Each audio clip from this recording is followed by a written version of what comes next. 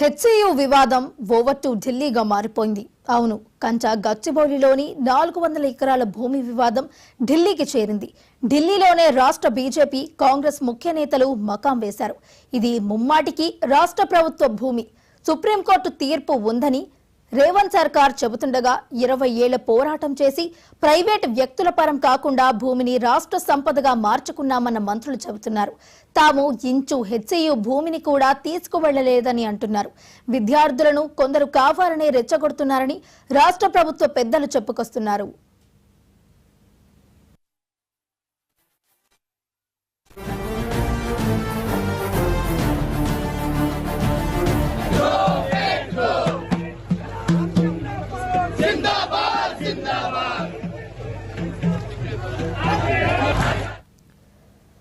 మరోవైపు రాష్ట్ర బీజేపీ ఎంపీలు కేంద్ర మంత్రులను కలిశారు. 400 ఎకరాలు అటవీ భూములు అని, ఇక్కడ జాతీయ పక్షి నెమళ్లు, జింకలు, దుప్పి, ఇతర పక్షులు ఇలా 700 రకాల జీవజాతులు ఉన్నాయని అన్నారు.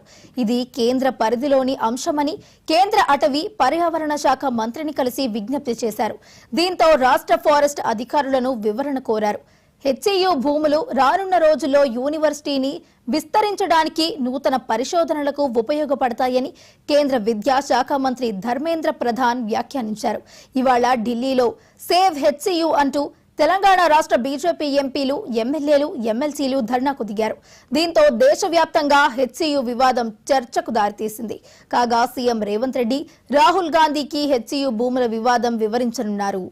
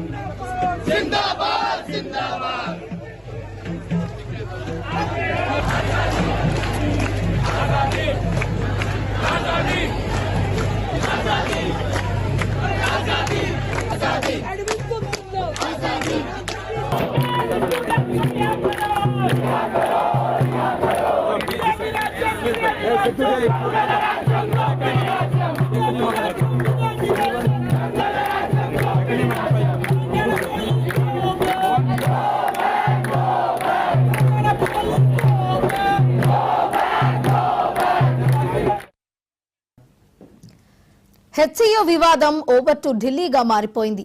అవును, కంచ గచ్చిబౌలిలోని 400 ఎకరాల భూమి వివాదం ఢిల్లీకి చేరింది. ఢిల్లీలోనే రాష్ట్ర బీజేపీ, కాంగ్రెస్ ముఖ్య నేతలు మకాం వేశారు. ఇది ముమ్మాటికి రాష్ట్ర ప్రభుత్వ భూమి. సుప్రీంకోర్టు తీర్పు ఉందని రేవంత్ సర్కార్ చెబుతుండగా 20 ఏళ్ల పోరాటం చేసి ప్రైవేట్ వ్యక్తుల పరం కాకుండా భూమిని రాష్ట్ర సంపదగా మార్చామని మంత్రులు చెబుతున్నారు. తాము ఇంచు హెచ్సియు భూమిని కూడా తీసుకోలేదని అంటున్నారు. విద్యార్థులను కొందరు కావాలని రెచ్చగొడుతున్నారని రాష్ట్ర ప్రభుత్వ పెద్దలు చెప్పుకొస్తున్నారు.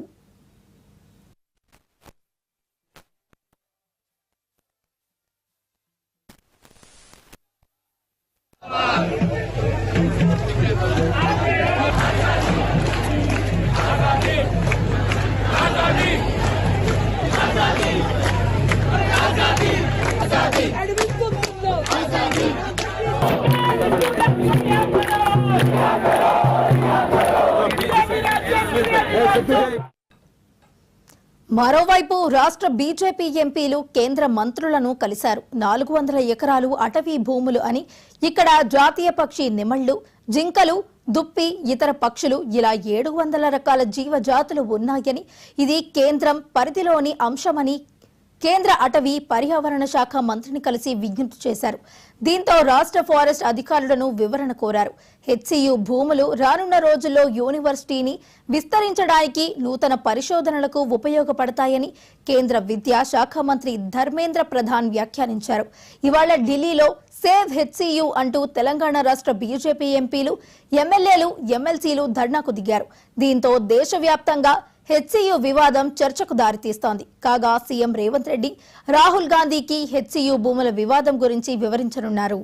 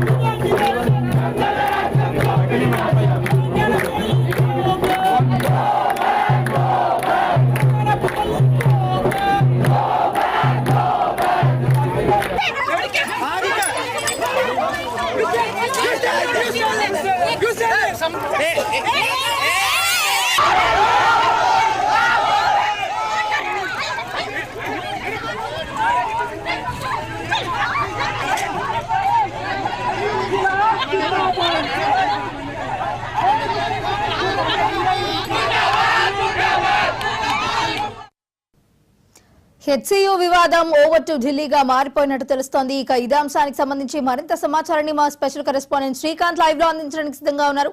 శ్రీకాంత్, చెప్పండి.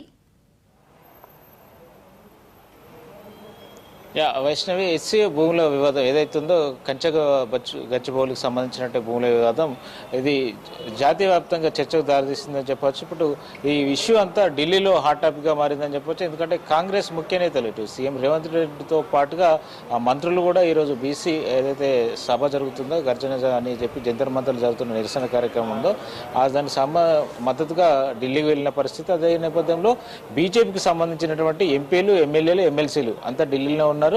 సేవ్ హెచ్సియు అంటూ వాళ్ళు ప్లకార్డులు ప్రదర్శిస్తూ నిరసన చెప్తున్న పరిస్థితి కనిపిస్తుంది. అయితే రెండు జాతీయ పార్టీలు, ఇటు రాష్ట్రంలో అధికారంలో ఉన్న కాంగ్రెస్ పార్టీ కావచ్చు, అటు కేంద్రంలో అధికారంలో ఉంటే బీజేపీ కావచ్చు, రెండు పోటాపోటీగా ఢిల్లీలో హెచ్సియుకు సంబంధించి ఇటు నిరసనలు జరుపుతున్న పరిస్థితి. అదేవిధంగా ఇటు కాంగ్రెస్ పార్టీ ఇప్పటికే రాష్ట్రంలో అధికారంలో ఉన్న నేపథ్యంలో దీనికి సంబంధించి అంటే ప్రభుత్వం దీన్ని 20 సంవత్సరాల పాటు ఇక్కడ దీన్ని కాపాడుకుంటూ వచ్చింది. గతంలో ఏదైతే సంస్థకు అప్పగించారో ఆ సంస్థ అన్ఫిట్ అని చెప్పి దాన్ని అక్కడి నుంచి మేము కోర్టులో కొట్లాడి సుప్రీంకోర్టులో కేసు గెలిచి ఆ ప్రభుత్వ భూమి ఇది ప్రైవేట్ పరం కాకుండా ఇన్నేళ్ళు కాపాడుకుంటూ వచ్చాము. ఇది ఇంచు భూమి కూడా హెచ్సియు నుండి తీసుకోలేదని చెప్పి ప్రభుత్వం స్పష్టం చేసింది. కొంతమంది కావాలని రాజకీయ రంగు దీనికి పులుముతున్నారు, విద్యార్థులను రెచ్చగొడుతున్నారు అనేది ప్రభుత్వ వాదనగా ఉంది. ఇటు రేవంత్ రెడ్డి సర్కార్ దీనిపై ప్రధానంగా దృష్టి సారించింది. ఎందుకంటే ఆ 400 ఎకరాలకు సంబంధించింది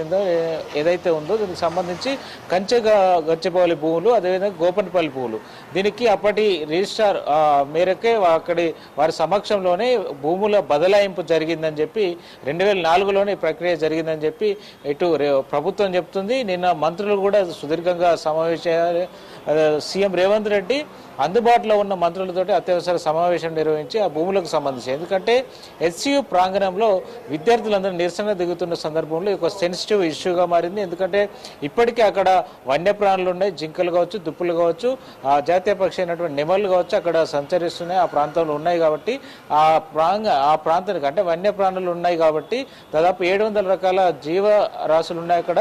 వాటికి ఇబ్బంది కలగకుండా ప్రభుత్వం చర్యలు తీసుకోవాలి అని చెప్పి కేంద్ర అధికారంలో బీజేపీ దీన్ని ఎక్కువ డిమాండ్ చేస్తున్న నేపథ్యంలో అక్కడ విద్యార్థులు ఆందోళన ఉధృతం చేస్తున్నారు. అంటే అన్ని విద్యార్థి సంఘాలు ఏకతాటిపైకి వచ్చి అక్కడ నిరసన తెలుపుతున్న పరిస్థితుల నేపథ్యంలో ఇటు రాష్ట్రంలోని అన్ని రాజకీయ పక్షాలు, ఇటు అధికార పార్టీ మినహాయింపు మిగతా అందరూ స్టూడెంట్స్కి మద్దతు తెలుపుతున్న పరిస్థితి కనిపిస్తుంది. రోజు రోజుకు వివిధ సంఘాలకు సంబంధించి మద్దతు కూడా కూడగొడుతున్నారు. దేశవ్యాప్తంగా వివిధ ఇటు సినీ సెలబ్రిటీస్ కావచ్చు, వివిధ రంగాలకు సంబంధించిన వారు కూడా ఇటు హెచ్సికి సంబంధించిన విద్యార్థులకు సంఘీభావం తెలుపుతున్న పరిస్థితి కనిపిస్తుంది. అయితే మెయిన్గా కేంద్రంలో అధికారంలో ఉన్నటువంటి బీజేపీ ఎంపీలు ఇద్దరు కేంద్ర మంత్రులు కలిసి దీనికి సంబంధించి రిప్రజెంటేషన్ ఇవ్వడం జరిగింది.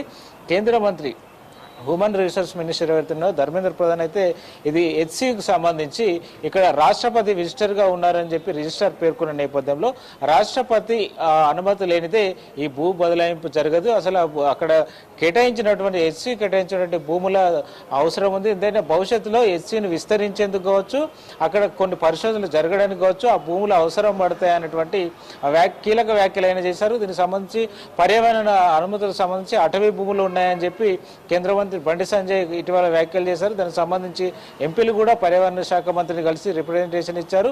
ఇమీడియట్లీ ఇటు రాష్ట్రానికి లేఖ కూడా రాయడం జరిగింది. ఇది భూములకు సంబంధించి వెంటనే వివరణ ఇవ్వాలని చెప్పి కేంద్రం ఇక రాష్ట్ర అటవీ శాఖకు సంబంధించిన PCF కు లేఖ కూడా పంపించడం జరిగింది. దానికి సంబంధించి డీటెయిల్స్ కూడా కేంద్రానికి వివరణ అంటే వేగంగా ఎస్సీ సంబంధించిన ఈ భూముల వివాదం ఏదందో ఇక్కడ హైదరాబాద్ నుండి ఢిల్లీకి పోయిందని చెప్పొచ్చు. ఢిల్లీ వేదికగా రాజకీయం జరుగుతుందని చెప్పొచ్చు. సీఎం రేవంత్ రెడ్డి కూడా దీనికి సంబంధించి రాహుల్ గాంధీకి వివరించే ఆస్కారం ఉంది. ఎందుకంటే గతంలో రాహుల్ గాంధీ HCL ఇన్సిడెంట్స్ జరిగినప్పుడు పలుమార్లు ఆయన పర్యటించారు. అక్కడ HCకు సంబంధించి చాలా విషయాలు ఆయనకు తెలిసిన నేపథ్యంలో ఇది సున్నిత అంశంగా ఉన్న నేపథ్యంలో దీనికి సంబంధించి ప్రతిపక్షాలు ఇటు బీజేపీ, బీఆర్ఎస్, ఇతర రాజకీయ పక్షాలు అధికారంలో ఉన్న కాంగ్రెస్ పార్టీని ఏ విధంగా ఇరుకున పెడుతున్నాయనే అంశాలు ప్రధానంగా రాహుల్ గాంధీ దృష్టికి తీసుకెళ్లినట్టుగా తెలుస్తుంది. ఎందుకంటే ఇప్పుడు ఇది పూర్తిగా ఇది కాంక్రీట్ జంగల్ గా మారబోతుంది అని చెప్పి ఇటు ప్రతిపక్షాలు ఆరోపిస్తున్నాయి. అక్కడ ఉన్న ఏవైతే వన్యప్రాణులుగా ఉన్నటువంటి వాటిని చంపేస్తున్నారటువంటి కొన్ని ఆరోపణలు వస్తున్న నేపథ్యంలో అక్కడ అలాంటిది ఏమి చేయట్లేదని ప్రభుత్వం అయితే ఇప్పటి వరకు చెప్తూ వస్తుంది. అక్కడ ఇంచు భూమి కూడా ఎస్సీ తీసుకోవట్లేదని ప్రభుత్వం వాదిస్తుంది.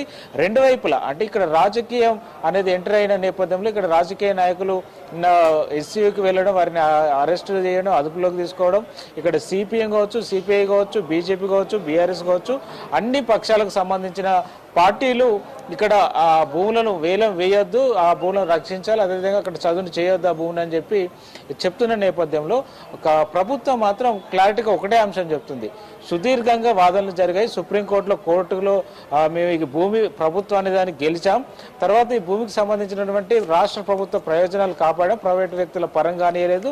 బీఆర్ఎస్ హయాంలోనే ప్రైవేటు వ్యక్తులకు ఈ భూములకు సంబంధించి కట్టబెట్టారు, భూముల వేలం వేశారు. అప్పుడు బీజేపీ ఎందుకు ప్రశ్నించలేదు అనేది ప్రభుత్వం మెయిన్గా క్వశ్చన్ రేజ్ చేస్తున్న పరిస్థితి కనిపిస్తుంది. అయితే అప్పట్లో మెయిన్గా ఇప్పుడు బీజేపీ మాత్రం దీని ఒక స్టాండ్గా తీసుకుందని చెప్పవచ్చు. ఎందుకంటే ఏబీపీ కావచ్చు, ఇతర విద్యార్థి సంఘాలన్నీ HCలో ఇటు ఈరోజు కూడా ఉద్రిక్త పరిస్థితి నెలకొందని చెప్పొచ్చు. ఈ నేపథ్యంలోనే HC వివాదం అంటే భూములకు సంబంధించి 400 ఎకరాలు ఖచ్చితంగా మాదే, ప్రభుత్వానికి సంబంధించి తెలంగాణ ప్రజల ఆస్తి అని చెప్పి రాష్ట్ర ప్రభుత్వం వాదిస్తుంది.